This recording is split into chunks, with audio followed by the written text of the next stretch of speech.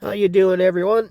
We've got Season 12, Round 11 GVG, going up against the Starks, the Wardens of the North. Well, there was a lot of good attacks, so I figured I'd make a video of this. At the time of the recording, we're into Round 12 right now, and it is a hell of a round, so be sure to tune in for that one. This one, however, we're beating them quite soundly, so everything looks good. Using the Frost Dominion here with Glacius. Now, this round, I tried a lot of different things with Glacius and the other Frost faction, but it just doesn't really work out. Like, you'd probably be better off here to go Magic Tank, or even something to bait the alts, like the rare dogs. Bait Pope's alt, and then send the Magic Tank, another Magic Tank or something, followed by the double rare dogs, because, man, they really just need to be less of cost. So I do manage to get 2 points here, but the Frost dogs, they need to be 4 cost. If they were 4 cost, it would be much easier. Much easier. Other than that, it's almost better to go with the epic dogs. So this one here, the Count can take out the Blood Oath Queen, but not when he's not absorbing the soul rot from the 2 heroes. So unfortunately, well, fortunately for us, secure the win there. Nice dog win. And then we've got Wukong Nazaw here, and they're using Gwendolyn. So Gwendolyn's a hero that I would like to do some more testing with in GVG with Catagrum. I've almost got his exclusive maxed out, and in my opinion, Gwendolyn and Catagrum might be viable heroes, especially with the keeps where you got the healer kind of an issue. I think if his exclusive is maxed out and he's getting the most HP, he regains health every second he has a shield.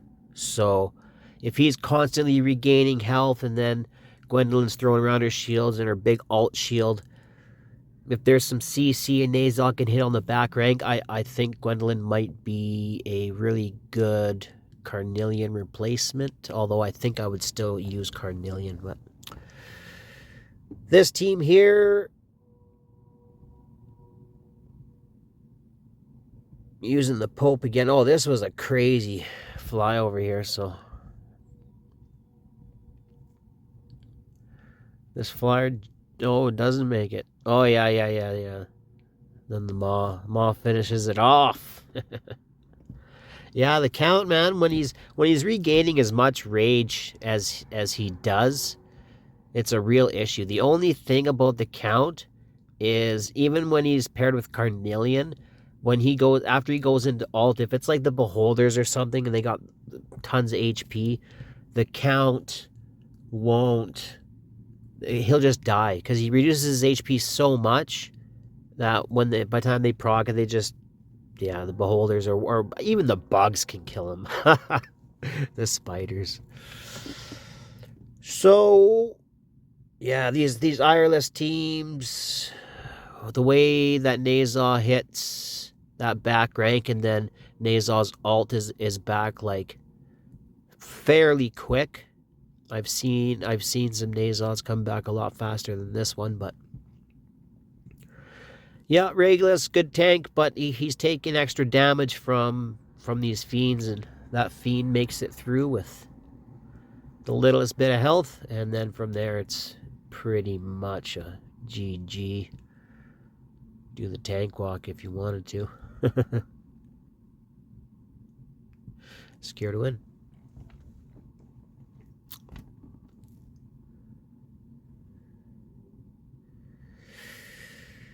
Treefer bringing in the Chaos Captain. Now, these guys are using Elowin. And yeah, there's so much single target damage here. And the way that Scythra, the way her ult, and she just scales off of Demon Soldiers dying. So if you're trying to stack up the Fiends in her ult, then she's just going to do so much damage to the Fiends. And then if Valderon or the Count ult anywhere even close to when they're healing, it's just not going to be good. Well, the best chance that you have to kill Catacomb is to get that Fiend on the other side of Catacomb like that. And it just barely gets the job done. So, a little bit lucky here. And, yeah, the dog should finish it off. No problem. Scares the win.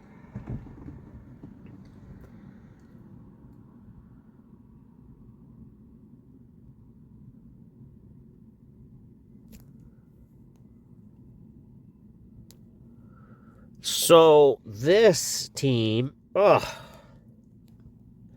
I didn't do my due diligence and figure out not only if Ingrid would switch to single target, which she doesn't, which is a huge issue, right, for the Flyers, but also the LGs won't even target her as they fly by her. And good luck getting those epic Flyers, you know, past them. LG's doing their thing, man. You know, they even both survive. You know, I thought without her being switched to single target off the bat, they would be dead. But she does only have those 3 tiles ahead of her. A lot of times she'll have that 4, and those 4 tiles that's where she really starts to kill those LGs, no problem. But yeah, get the loss there. And Valfor finds a way.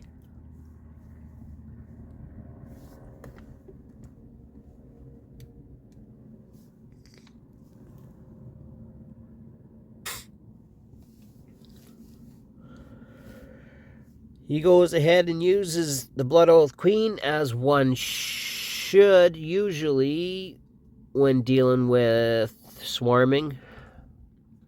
Especially you can use her ult and makes it a little easier for your dogs to pass by. So pretty much just wait for the 10 count, and Ingrid switches over to the single target. Crazy as that is. So the Blood Oath Queen, I bet you if the Fiends were stacked right up, she probably would switch over to single target too. But here's another comp using Elowin. And using Valara in a very strange way. I mean, I've seen some cons where you put, on the towers where you put Valara, Valara in a strange way, where you put Valara, like, right by the portal, and she doesn't ult until, you know, after they've already passed, and it's pretty hard to get the 3 points. But this comp a little different, and you can bring in the golden guards here. The only thing is you better hope to take out Valara, which he does. So very good, very good. And the bugs crawl to the portal. Scares a win.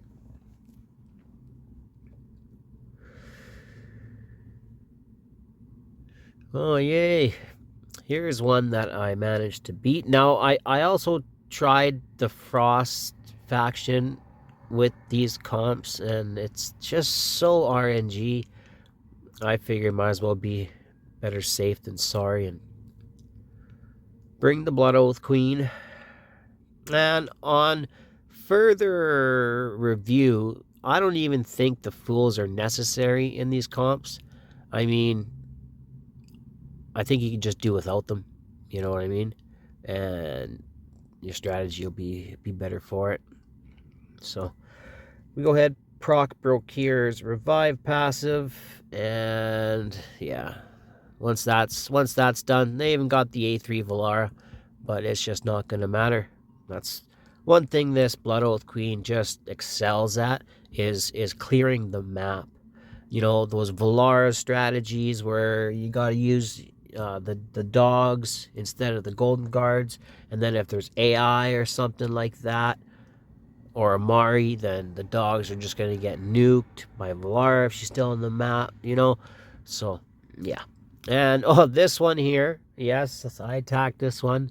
I just wanted to make a point of why you don't use Bisley Bub as the main healer, nor would you really use Vlad Dracul as the main tank. So, yeah, pretty easy clear, and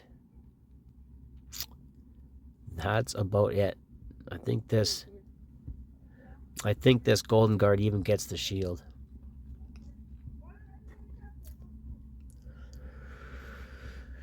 Sir Fuck a lot here. Pretty much the easiest. Like I say, I've tried using the Frost faction, and the Blood Oath Queen just does so much better of a job at, you know, swarming or killing. Pretty much she is the go-to lord, in my opinion. And yeah, she's got that ult too, right? So really nice win there. Right past the Valara just for the pushback. So that is great. Secures the win. X gonna give it to you. Yeah. So these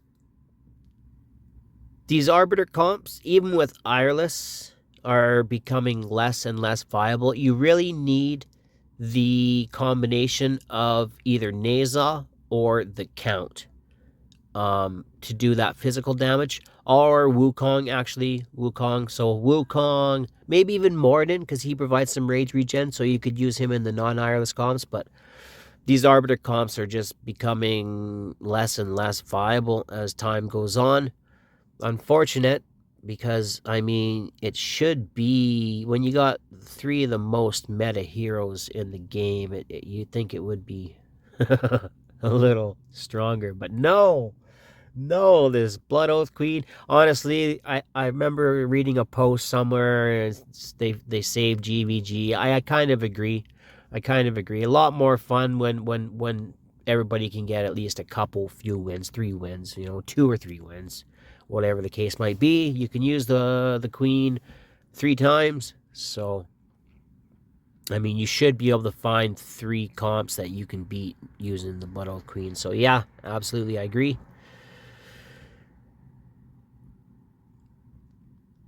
This team here, Scythra is just so crazy, right? Like, look at that. That is a Fallen Templar. And putting in work. But he's just getting the crap knocked out of him. And with a completely physical DPS team, yeah, you wouldn't think that Templar would fall that fast. But he did. But nonetheless, secure the win.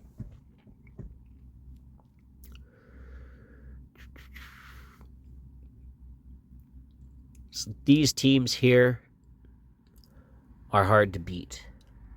They are, because you can bait Nazaw's ult, but only really with a unit. I mean, the unit's going to die and Valar's going to regain rage. So then Valar's ult will be ready, and their ults just kind of coincide. So, I mean, brings the archers through. Probably some good RNG. Everything went super well there. And does the spider crawl into the portal. Good job, Narius. Secures the win. Oh, this one here. Oh, I tried it once, and generally when I attack something twice, I know I can do it. And this one was the Count paired with Ingrid the Pope. Because Ingrid and Pope's attack are so high, their base attack is so high, this Count can absolutely demolish this queen. And I murder the timings here. Or I didn't think I was even murdering the timings, to tell you the truth. I didn't think the Count was going to do this much damage. But he one-shots her. You know, probably by design. And you don't need to see the rest of that. So, I set it up. I do a bunch of testing. And I figured out the prime timing for the Blood Oath Queen. So I send her, and then just as she's coming up around the bend, I send the bugs, and then I send the Fool. Reason, because the Count will ult in the bugs, take up a bunch of health up for that, and then the Fool will cast the shields, and everything is good. Everything is good. And then we're just going to stack up the Fiends. And I can't remember if they all just walk to the portal. No. No problem. No. Oh, yeah. This one was just that close. Sorry about that.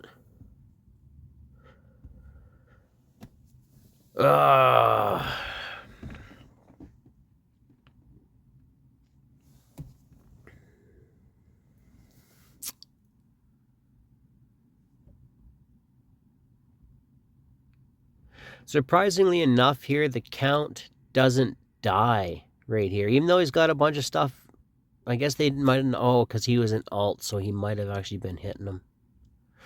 But I did get super lucky here. And, I mean, that Fool was there, so the Pope was going to ult no matter what anyway. But the Pope's ult ends, and Ingrid switches over to AoE. Just in time. Just in time. And I secured a win. And then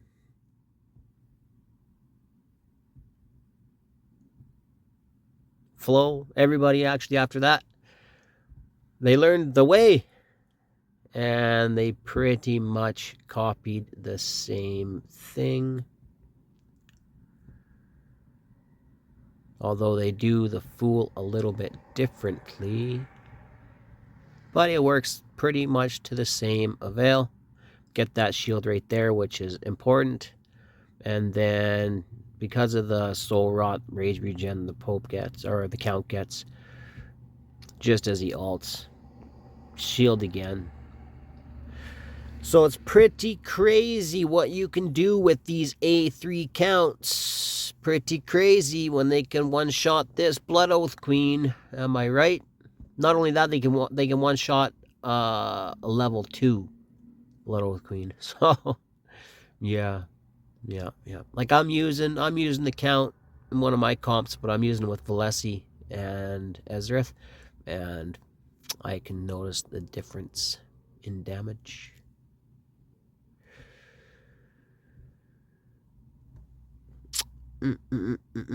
Everybody did very well here. As soon as you see like everybody like above 300, that's like everybody's kicking ass and taking names. For sure.